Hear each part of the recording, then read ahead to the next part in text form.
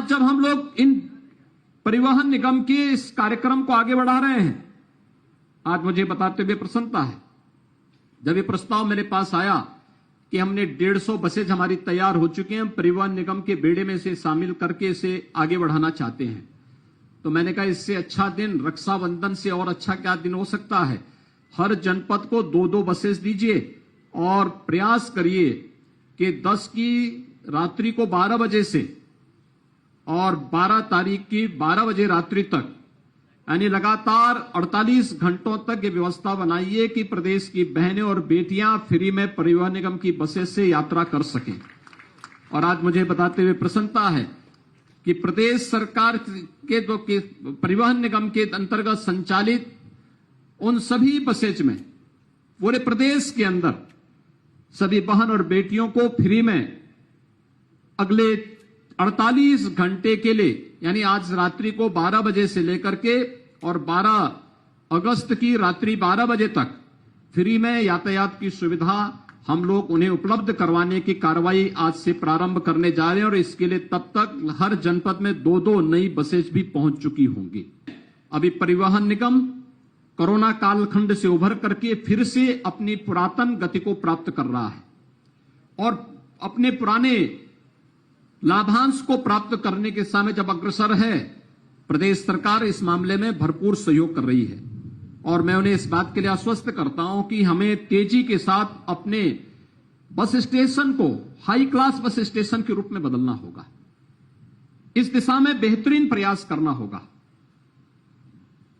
हर जनपद में जितने भी इंटर स्टेट हो या इंटर डिस्ट्रिक्ट बस स्टेशन, वे अच्छे दिखने चाहिए, अच्छी सुविधाओं से संपन्न होने चाहिए। एक व्यक्ति जब बस स्टेशन के अंदर आए तो वहां पर उसे बैठने की सुविधा भी मिले, अच्छी वहां पर बुनियादी सुविधाएं और प्रसाधन भी मिले, रेस्टोरेंट भी मिले।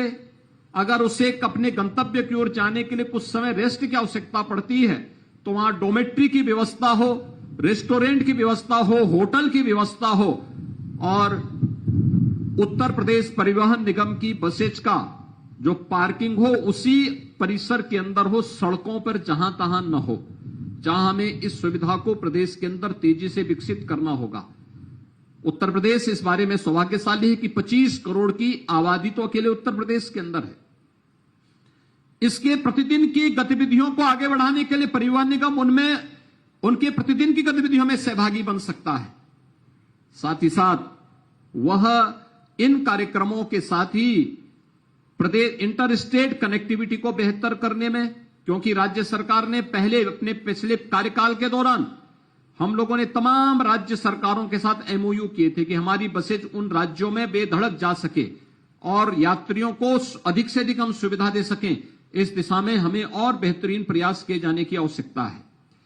दूसरा, हमें इन सभी सुविधाओं को जहां बेहतरीन करके कॉमन मैन की सुविधा को सर्वोपरि रखते हुए अपने कार्यक्रम को आगे बढ़ाना पड़ेगा, वहीं अपनी सेवाओं को भी और बेहतरीन देना होगा।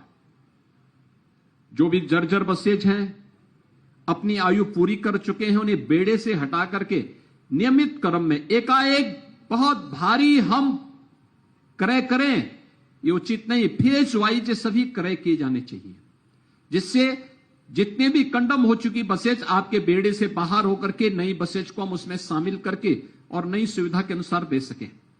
नियमित रूप से हमारा प्रयास होना चाहिए कि परिवहन निगम से जुड़ी हुई बसेज हो या फिर प्रदेश की सड़कों पर चलने वाले कोई भी वाहन, हैवी वाहन हो, 4 व्हीलर हो, ड्राइवर की टेस्टिंग हर प्रतिवर्ष उसकी फिटनेस की रिपोर्ट आपके पास होनी चाहिए।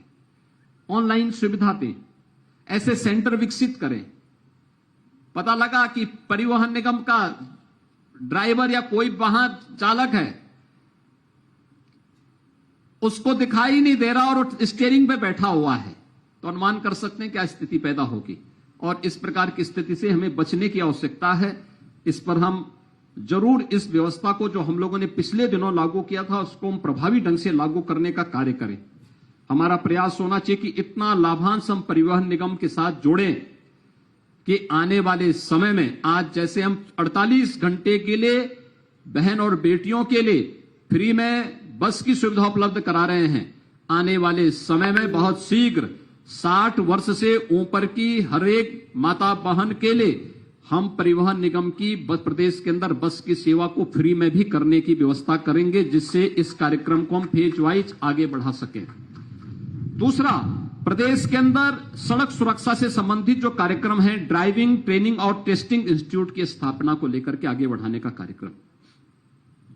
एक बड़ी संख्या ऐसी है प्रदेश की, कोविड कालखंड में जब हम लोगों ने प्रदेश के अंदर स्किल मैपिंग की थी, जो प्रवासी कामगार और श्रमिक आए थे, 12,000 से अधिक ड्राइवर आए थे यूपी के अंदर और बड़ी संख्या में लोग आए थे। उन सभी ने ड्राइवर ट्रेनिंग की जो सुविधा है वह कहीं और जगह ली होगी। आज हम इंस्टीट्यूट बना रहे हैं, अच्छी बात है। प्रदेश की आवश्यकता के साथ साथ हमें वैश्विक परिदृश्य में कहां पर कौन सी डिमांड है, उसके अनुसार जो हमारी ड्राइविंग ट्रेनिंग और टेस्टिंग इंस्टीट्यूट है, हमें अपने इंस्टीट्यूट को उसके अनुरूप तैयार करना होगा।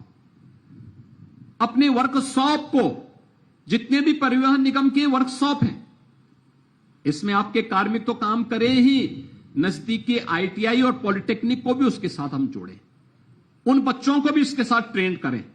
आपको फ्री में मैन पावर मिलेगा और साथ साथ आपके कार्य को एक नई गति देने में भी उसकी मदद मिलेगी।